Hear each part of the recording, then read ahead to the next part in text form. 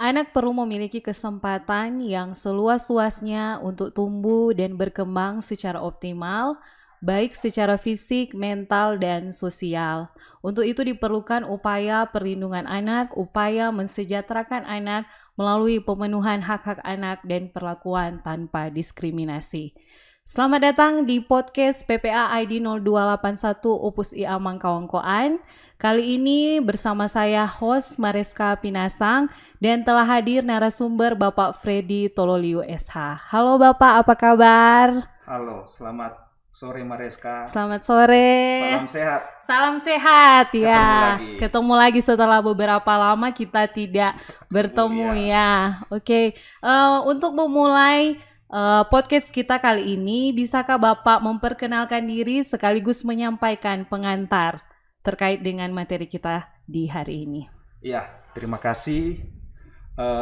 Yang pertama, tentunya saya atas nama pimpinan Polri, Pak Kapolsek, menyampaikan apresiasi yang setinggi-tingginya untuk PPA ID Opus Iamang yang selalu menjadi mitra Polsek dalam konteks, dalam rangka tindakan-tindakan pencegahan dini bagi terjadinya kejahatan khususnya bagi anak-anak. Nah, kesempatan saat ini ada pepatah dorang bilang kalau nyandak dikenal nyandak disayang. Pepatah yang susah dengar tapi tidak ada salahnya saya ingin memperkenalkan diri. Yang pertama, saya Freddy Tololiu, pangkat Ajun Inspektur 2, sehari-hari bertugas di Polsek Kawangkoan dan atas seizin Tuhan dipercayakan selaku Kepala Unit Reserse Kriminal di Polsek Kawangkoan. Kira-kira seperti itu, Pak Reska. Oke, dan Bapak sekarang sebagai seorang ayah dari berapa anak, Pak? Anak 3. Oh, 3. Detailnya yang pertama saat ini menempuh pendidikan di perguruan tinggi, baru masuk. Yang kedua usia 11 tahun di sekolah dasar, dan yang ketiga masih 3 tahun. Oke, jadi Bapak juga sebagai abdi negara dan juga sebagai seorang ayah yang juga dekat dengan anak-anak. Oke, Pak Freddy, menurut Undang-Undang 1945 Pasal 30 Ayat 4, Kepolisian Negara Republik Indonesia adalah alat negara yang bertugas untuk menjaga ketertiban dan keamanan masyarakat, melindungi, mengayomi, dan melayani masyarakat, dan menegakkan hukum. Dari Bapak sendiri, apa saja peran kepolisian terkait dengan perlindungan anak? Ya, mungkin sebelum kita lebih jauh lagi tentang peran kepolisian, pada kesempatan ini perlu saya menyampaikan, jadi perlindungan anak ini sebenarnya isu yang sampai saat ini masih cukup tinggi. Bahkan di situasi pandemi seperti saat ini yang secara mendunia global kaitan dengan pandemi virus corona, isu tentang perlindungan anak-anak pun masih cukup tinggi. Ini bisa kita lihat bersama, masih ditemukan tindak pidana yang berkaitan dengan anak. Jadi apakah anak itu menjadi pelaku dari suatu peristiwa pidana ataupun menjadi korban. Nah, tentunya melihat situasi ini, Polri salah satu institusi yang concern dengan perlindungan anak. Makanya dari pimpinan Polri telah membentuk yang namanya RPK, Ruang Pelayanan Khusus, yang diturunkan dengan menghadirkan unit-unit perlindungan perempuan dan anak di tingkat Mabes sampai di tingkat Polres. Itu dituangkan dalam Perkap nomor 10 tahun 2007. Karena intensnya Polri untuk melihat perkara ini perlindungan anak sangat genting, makanya yang tadi di peranan Polri itu membentuk yang tadi PK. Kemudian sampai saat ini pun masih terus melakukan pelatihan pendidikan, khususnya penyidik-penyidik PPA. Dikandung maksud ke depan penyidik Polri bisa lebih profesional dalam penanganan terhadap perkara-perkara yang melibatkan anak. Kemudian juga saat ini lagi gencarnya untuk penambahan personil polisi wanita, yang nantinya ke depan diharapkan bisa jadi garda terdepan dalam proses penegakan hukum tentang perlindungan anak. Seperti itu, Madeska. Oke, seperti yang disampaikan tadi oleh Pak Freddy bahwa di masa pandemi ini kasus terhadap anak meningkat. Demikian juga berkembang banyak berita di media sosial, kasus kekerasan terhadap anak itu meningkat di masa pandemi COVID-19. Dari Bapak sendiri, menurut Bapak, dari pengalaman Bapak, apa saja penyebab sehingga kekerasan terhadap anak itu meningkat di masa pandemi? Kalau dari penilaian kami, melihat di lapangan, khususnya yang ada di wilayah Kecamatan Kawangkoan, yang pertama masih banyak orang tua yang belum memahami dengan benar tentang perlindungan anak. Hal ini dibuktikan dengan begitu banyak perangkat undang-undang yang dibuat, tapi masih banyak orang tua yang belum mengetahui perangkat-perangkat undang ini. Jadi ketika terjadi peristiwa, apakah anak sebagai pelaku atau anak selaku korban dari suatu peristiwa pidana, seringkali ada seperti dia mengabaikan. Kemudian ada faktor juga yang menyebabkan kejahatan itu meningkat. Jadi tidak juga spesifik kejahatan kaitan dengan anak, tapi kejahatan yang lain. Seringkali dipengaruhi oleh faktor-faktor ekonomi dan faktor sosial lingkungan di masyarakat. Jadi itu salah satu penyebab sehingga angka kriminal, khususnya perkara yang kaitan dengan perlindungan anak itu masih sampai saat ini masih terus terjadi. Oke, dan di masa pandemi ini, Pak Freddy, itu banyak karena sudah menjadi kebutuhan anak-anak menggunakan gadget. Tetapi tantangannya untuk perlindungan anak bahwa ada kejahatan online. Menurut Pak Freddy, bagaimana peran orang tua seharusnya menghadapi kejahatan tersebut? Iya, memang Mareska di kondisi sekarang kita tidak dalam konteks orang bahasa orang ya, dong bilang kita tidak mau peduli tentang teknologi itu. Tapi saatnya sekarang kan kita memasuki era digital, mau tidak mau, suka tidak suka, memang anak akan bersentuhan langsung dengan yang namanya digital, alat teknologi ini. Jadi memang di sini diharapkan orang tua harus memang memiliki peran yang penting. Kenapa orang tua memiliki peran yang penting? Karena yang terdekat dengan anak-anak adalah orang tua.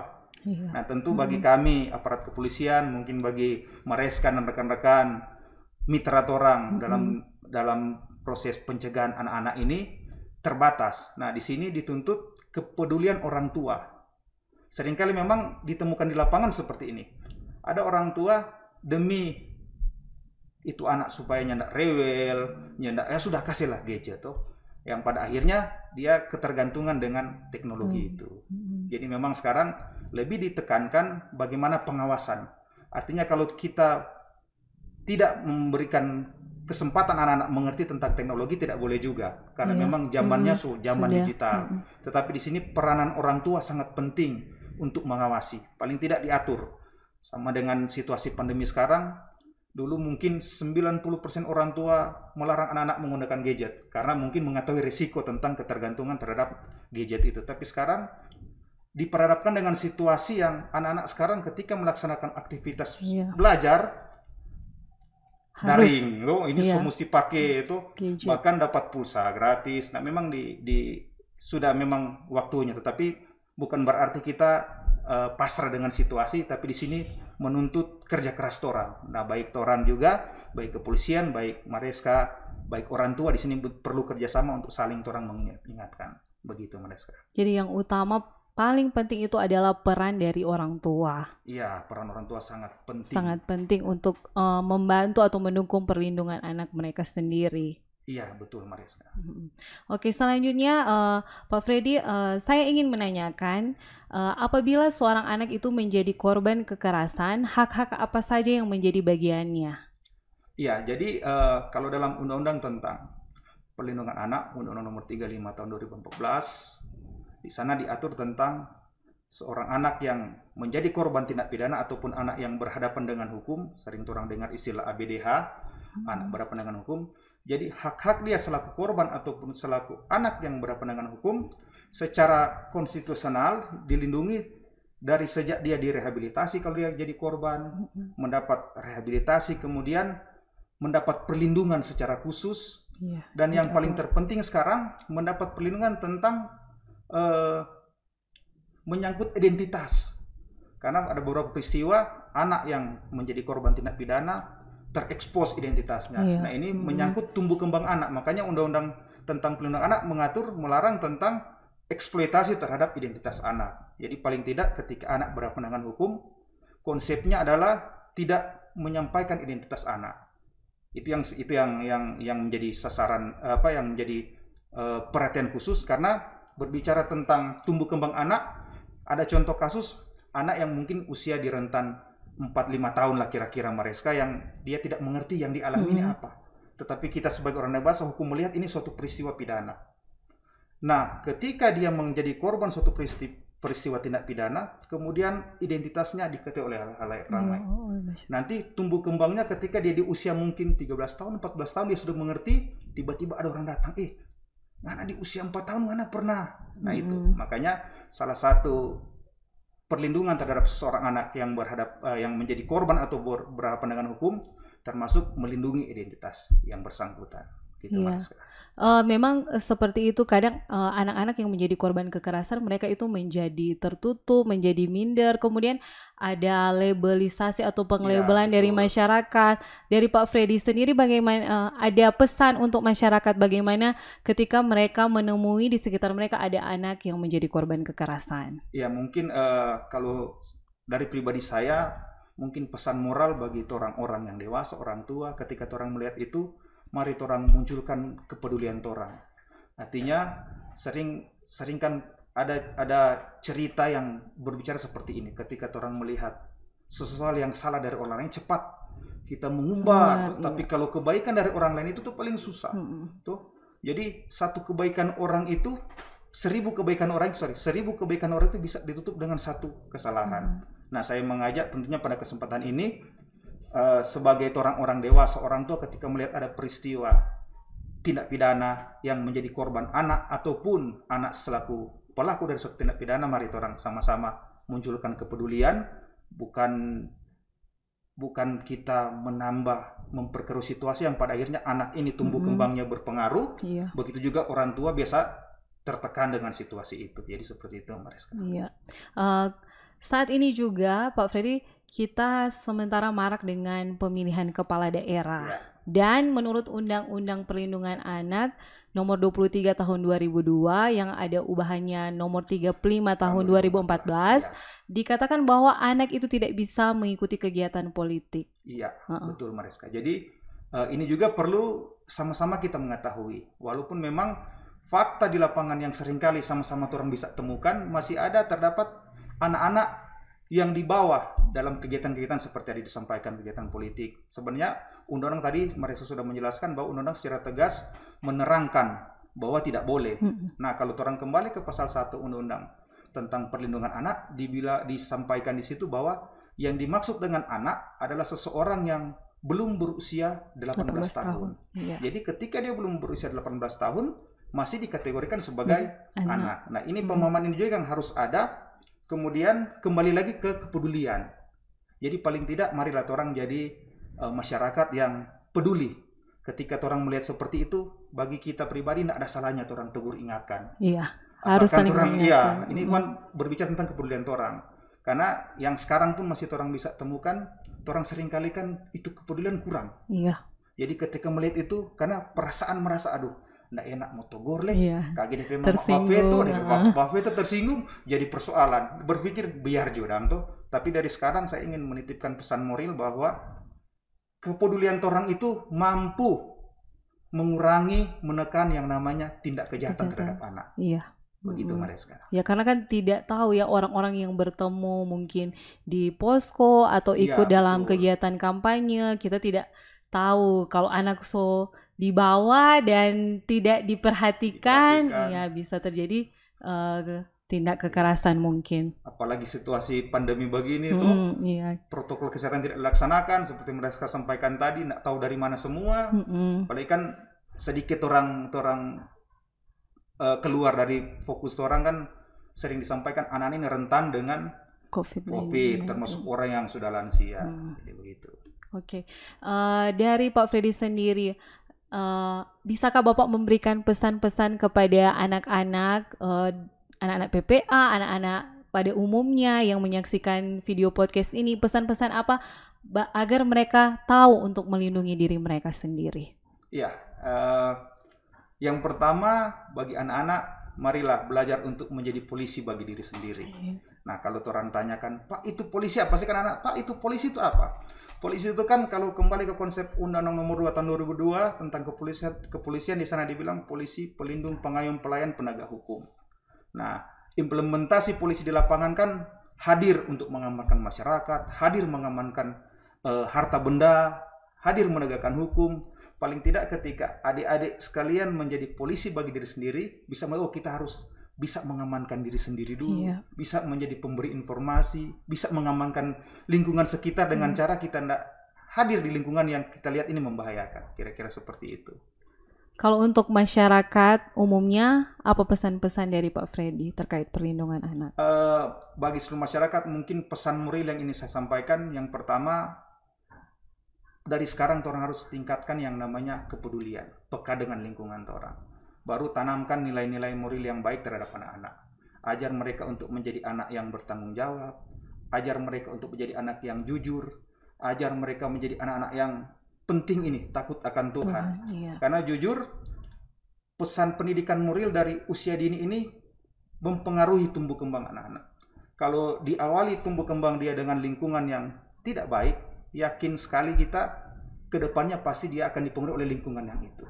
Karena bagi anak-anak kan orang bilang dia tidak mengerti ketika orang kasih ini makanan dalam tanda kutip beracun, dia cuma tahu makanan. Iya, terima nah, saja. Ketika orang kasih makanan, orang bubuhi racun di situ pasti akan mempengaruhi dia kesehatan, tumbuh kembangnya dia.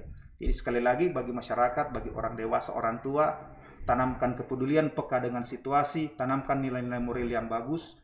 Paling tidak kita menjadi teladan bagi anak-anak. Jangan seringkali kita hanya bicara tentang teladan, punya integritas, tetapi kepada anak-anak. Dan saya mengutip seperti ada pepatah dia bilang tuh, ketika sesuatu kita tidak tahu, orang belajar usaha cari tahu tuh. Ketika orang tahu ternyata masih banyak hal yang kita tidak tahu. Nah, ini pesan ini juga ini saya sampaikan kepada orang tua, mari orang belajar untuk tanamkan nilai-nilai yang baik untuk anak-anak, yang positif. Karena yang dilihat di usia tumbuh kembang dia itu yang akan dia bawa. Dan untuk orang merubah itu sangat susah. Jadi ketika dari awal orang sudah mulai dengan langkah-langkah pencegahan, yakin atas pertolongan Tuhan pasti semua baik-baik, Mariska. Oke. Kalimat terakhir dari Pak Freddy menutup podcast kita hari ini. Yang pertama, ucapan terima kasih sebesar-besarnya bagi rekan-rekan di PPA yang sampai saat ini terus mendukung kami, Polri, lebih lagi Polsek Kawangkoan. Karena peran dari mereka dan kawan-kawan sangat membantu kami. Kalau ingat ada beberapa dulu kan kejadian tuh, mereka pendamping tuh. Jadi terus terang itu sangat mendukung kami, membantu kami dan memberikan support bagi kami. Kemudian bagi adik-adik sekalian pesan terakhir, jadi adik-adik yang pertama, kalau mau kasih teladan yang lain semua sudah tahu, tapi paling pokok orang jadi anak-anak yang takut akan Tuhan. Ketika orang jadi anak takut akan Tuhan, orang akan menghargai orang tua, akan menghargai orang yang lain. Begitu, Mariska. Oke, terima kasih banyak Pak Freddy untuk waktunya. Boleh berbagi dengan kita, berbagi dengan anak-anak PPA, orang tua PPA, juga masyarakat pada umumnya. Tuhan senantiasa memberkati Pak Freddy dalam tugas dan tanggung jawab, dan tetap semangat, jaga kesehatan, tetap tangguh sebagai abdi negara. Amin. Oke, demikian podcast kita kali ini. Sampai jumpa di podcast kita selanjutnya. Dah.